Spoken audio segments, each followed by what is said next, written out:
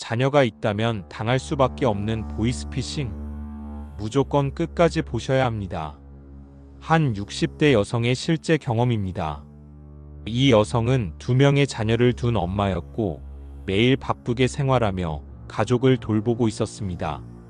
어느 날 평소와 다를 바 없는 하루를 보내고 있던 중 갑자기 아들에게 전화가 걸려왔습니다. 엄마, 나 사고 났어. 아들의 말에 그녀는 깜짝 놀랐습니다. 제대로 다시 들어도 아들의 목소리가 분명했고 아들이 사고를 당했다고 해서 그녀는 당황할 수밖에 없었죠.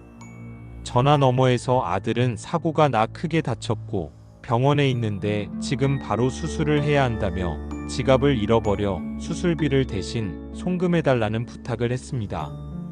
상황은 매우 급박하게 들렸고 아들은 그녀에게 병원에서 빨리 보내야만 한다, 시간이 없다고 반복적으로 말하며 압박감을 주었습니다.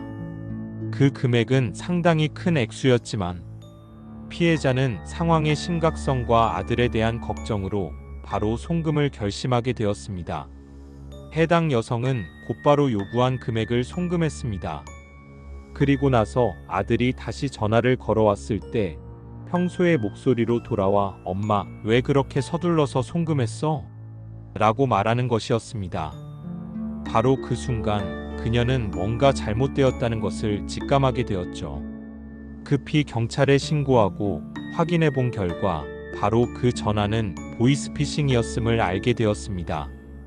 이 사례에서 가장 중요한 교훈은 바로 급박한 상황에 감정적으로 휘둘리지 말고 확인하는 것입니다. 자녀의 목소리처럼 들리는 전화를 받았을 때 부모는 당황하고 급하게 대응할 수 있습니다. 하지만 중요한 것은 감정에 휘둘리기보다는 잠시 멈추고 상황을 차분히 확인하는 것입니다.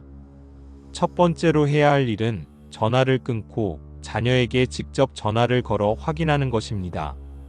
사고나 긴급한 상황에서 부모에게 전화를 걸기 전에 사기범들은 이미 여러 방법으로 피해자의 신뢰를 얻을 수 있는 방식으로 전화를 합니다. 자녀가 그런 상황에 있을 리 없다는 생각이 든다면 반드시 본인에게 확인하는 것이 안전합니다. 대처 방법 2. 송금 전 반드시 다시 확인하기. 두 번째 대처 방법은 금전적 요구가 있을 경우 송금을 절대 하지 않는 것입니다. 실제로 사고가 나고 병원비가 급히 필요한 상황이라면 가족들이 금전적 도움을 요구할 수 있지만 그 순간에 바로 송금하는 것은 위험합니다. 송금을 해야 할 경우에는 반드시 가족과 친구들 그리고 가까운 사람들에게 먼저 확인하고 정확한 상황을 파악한 후 송금 여부를 결정하는 것이 중요합니다. 대처 방법 3. 전화번호 확인하기. 세 번째로 중요한 대처 방법은 전화번호를 반드시 확인하는 것입니다. 많은 보이스피싱 전화는 실제 전화번호를 가장하거나 번호를 바꿔서 걸려옵니다.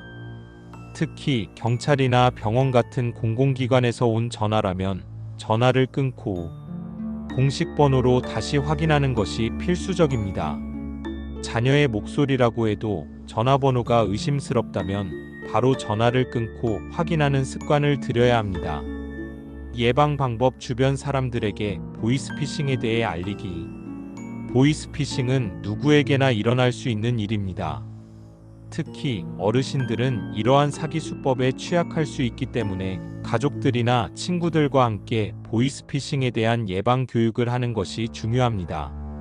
의심스러운 전화를 받았을 때 급하게 송금하는 것이 최선이 아니다라는 사실을 주변 사람들에게도 알려주세요. 보이스피싱은 점점 더 교묘해지고 있습니다.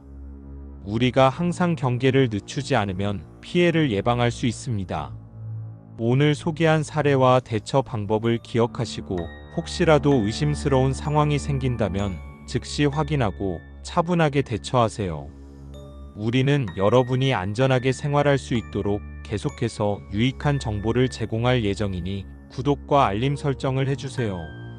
보이스피싱 피해를 막는 건 여러분의 작은 관심에서 시작됩니다. 피해를 예방하기 위한 여러분의 소중한 시간이 함께하기를 바랍니다. 감사합니다.